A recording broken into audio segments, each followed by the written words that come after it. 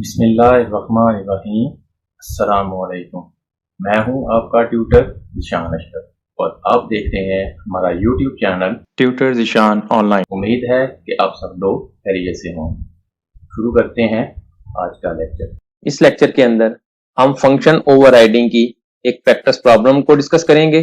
Problem ये है, write a program in C++ to declare a base class and two derived classes, derived 1 and derived 2, which publicly inherit the properties of base class.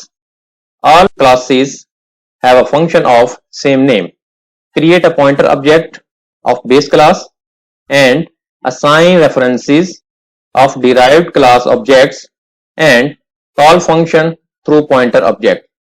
C++ के अंदर एक programme बनाएं जिसके अंदर एक base class और दो डिराइव्ड क्लासेस डिराइव्ड 1 और डिराइव्ड 2 को डिक्लेयर करें। दोनों डिराइव्ड क्लासेस बेस क्लास की प्रॉपर्टीज को पब्लिकली इनहेरिट कर रही होंगी। तीनों क्लासेस के अंदर सेम नेम का फंक्शन मौजूद होगा। बेस क्लास के पॉइंटर ऑब्जेक्ट को क्रिएट करेंगे और उसको दोनों डिराइव्ड क्लासेस के ऑब्जेक्ट के रेफरेंसेस पास करेंगे और फंक्शन को कॉल करेंगे पॉइंटर के थ्रू, जिसके अंदर डिराइव्ड 1 और डिराइव्ड 2 के ऑब्जेक्ट के रेफरेंसेस होंगे। सिंपल कॉल नहीं है, फंक्शन को कॉल कर रहे हैं पॉइंटर ऑब्जेक्ट के साथ। तीनों क्लासेस के अंदर सेम नेम के फंक्शन मौजूद हैं। लेट्स सपोज ये हमारे पास एक बेस क्लास है।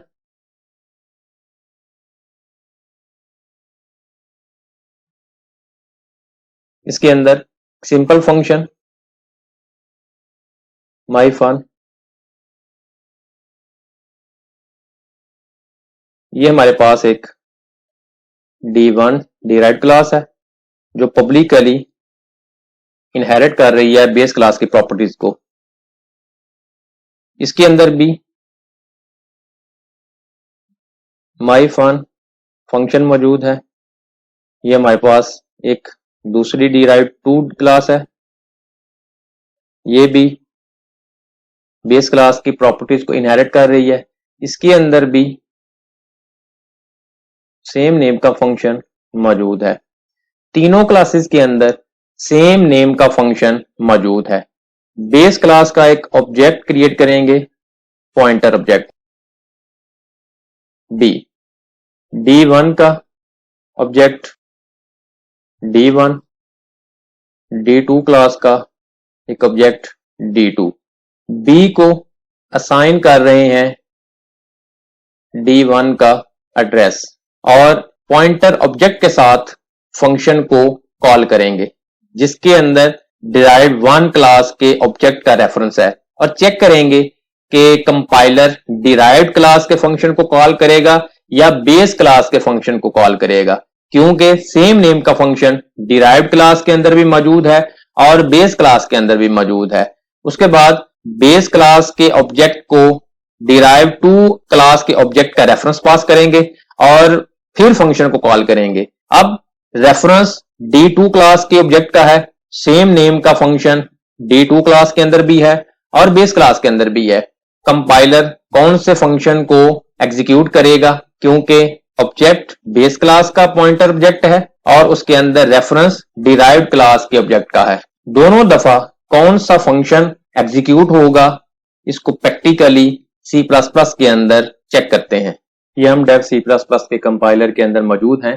कोड स्क्रीन के ऊपर लिखा हुआ है, इसको मैं लाइन बाय लाइन एक्सप्लेन करता हूं, उसके बाद इसको step by step dry run करूंगा और आखिर पे इसको कंपाइल और रन करके रिजल्ट स्क्रीन के ऊपर डिस्प्ले करूंगा। हेडर फाइल्स इंक्लूड करने के बाद क्लास के कीवर्ड के साथ एक क्लास जिसका नाम बेस है डिफाइन की। क्लास को स्टार्ट किया पब्लिकली, उसके अंदर एक सिंपल फंक्शन जिसका नाम माई फन है विदाउट पैरामीटर डिफाइन किया। फंक्शन के अंदर एक ही स्टेटमेंट है, सी आउट के साथ स्क्रीन के ऊपर मैसेज डिस्प्ले हो रहा है it is a base class और लास्ट के ऊपर एंडल है। फंक्शन को क्लोज किया, क्लास को क्लोज कर दिया। इस तरीके से हमने बेस क्लास को डिफाइन किया। क्लास के कीवर्ड के साथ डिराइव्ड 1 क्लास को डिफाइन किया जो बेस क्लास की प्रॉपर्टीज को पब्लिकली इनहेरिट कर रही है। डिराइव्ड वन क्लास को स्टार्ट किया पब्लिकली, उसके अंदर भी एक सिंपल फंक्शन जिसका नाम myFun है, ये विदाउट पैरामीटर है, फंक्शन को डिफाइन किया। फंक्शन के अंदर सी आउट के साथ स्क्रीन के ऊपर मैसेज डिस्प्ले हो रहा है, it is first derived class, और लास्ट के ऊपर एंडल है।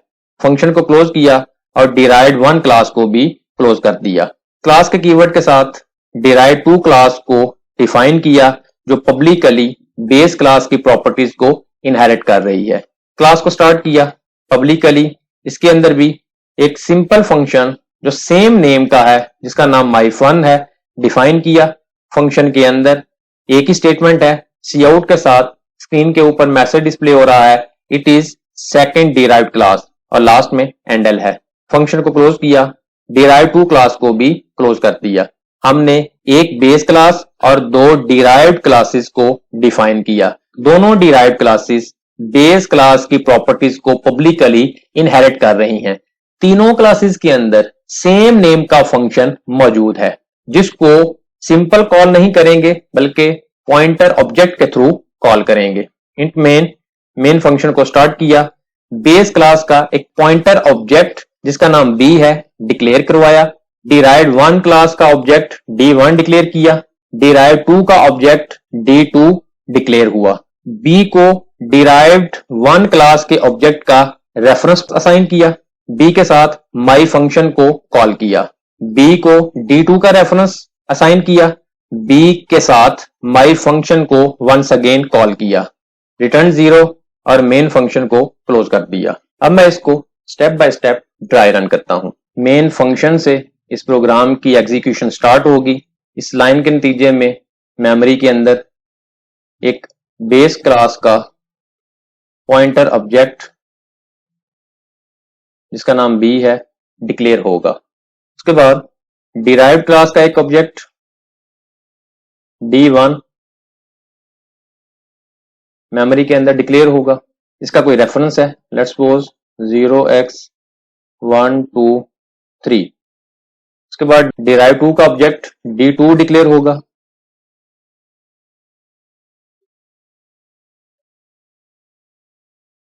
इसका भी कोई ना कोई रेफरेंस है, 0x124। b को असाइन करें d1 का रेफरेंस। b एक पॉइंटर ऑब्जेक्ट है, उसके अंदर d1 का रेफरेंस 0x123 असाइन हो जाएगा, 0x123। b के साथ my फंक्शन को कॉल किया है। b एक पॉइंटर ऑब्जेक्ट है जो बेस क्लास का है, उसके अंदर d1 क्लास के ऑब्जेक्ट का रेफरेंस है। डिराइव्ड वन क्लास के अंदर भी myFun फंक्शन मौजूद है और बेस क्लास के अंदर भी फंक्शन सेम नेम का मौजूद है। दोनों क्लासेस के अंदर फंक्शन मौजूद है। कंपाइलर बेस क्लास के फंक्शन को एग्जीक्यूट कर देगा।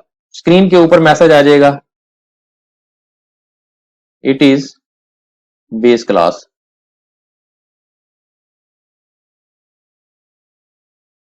हैंडल के साथ कंट्रोल न्यू लाइन के ऊपर आ जाएगा।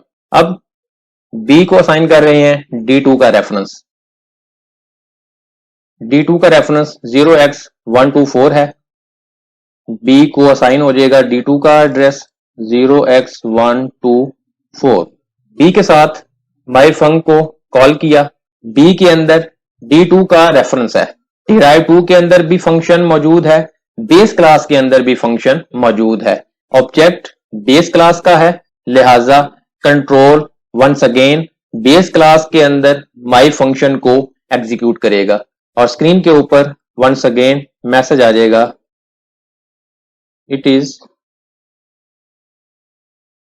Base class. हैंडल के साथ कंट्रोल न्यू लाइन के ऊपर, रिटर्न 0 और मेन फंक्शन क्लोज हो जाएगा। अब मैं इसको कंपाइल और रन करके रिजल्ट स्क्रीन के ऊपर डिस्प्ले करता हूं। कंपाइल और रन करने के लिए कंपाइल और रन के बटन के ऊपर क्लिक करेंगे।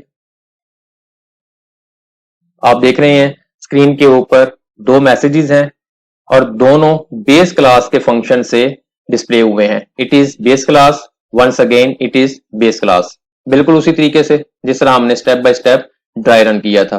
Press any key to continue. आपने देखा दो डिराइव्ड क्लासेस के ऑब्जेक्ट के रेफरेंसेस बेस क्लास के पॉइंटर ऑब्जेक्ट को जब पास किया और पॉइंटर ऑब्जेक्ट के साथ फंक्शन को कॉल किया तो दोनों दफा कंट्रोल बेस क्लास के फंक्शन के अंदर गया है और बेस क्लास का फंक्शन ही एग्जीक्यूट हुआ है। हालांकि बेस क्लास के ऑब्जेक्ट के अंदर एक दफा रेफरेंस डिराइव्ड 1 क्लास के ऑब्जेक्ट का था और दूसरी दफा डिराइव्ड 2 क्लास के ऑब्जेक्ट का रेफरेंस असाइन किया था, लेकिन इसके बावजूद दोनों दफा बेस क्लास का फंक्शन ही एग्जीक्यूट हो रहा है। इस प्रॉब्लम को वर्चुअल फंक्शन के साथ रिजॉल्व किया जा सकता है। नेक्स्ट लेक्चर के अंदर हम वर्चुअल फंक्शन को तफसील के साथ देखेंगे कि वर्चुअल फंक्शन किस तरह से इस प्रॉब्लम को सॉल्व करता है। अगर आपका कोई क्वेश्चन हो तो कमेंट सेक्शन के अंदर आप पूछ सकते हैं। अगर आपको हमारी ये वीडियो पसंद आई हो तो इसको लाइक करें, शेयर करें, कमेंट सेक्शन में अपनी राय का इजहार करें और अगर अभी तक आपने हमारे चैनल को सब्सक्राइब नहीं किया तो सब्सक्राइब के बटन पर क्लिक करके साथ घंटी के निशान को दबा दें ताकि हमारी आने वाली हर वीडियो का आपको फौरन पता चल जाए। अपना बहुत सारा ख्याल रखिएगा। अल्लाह हाफिज।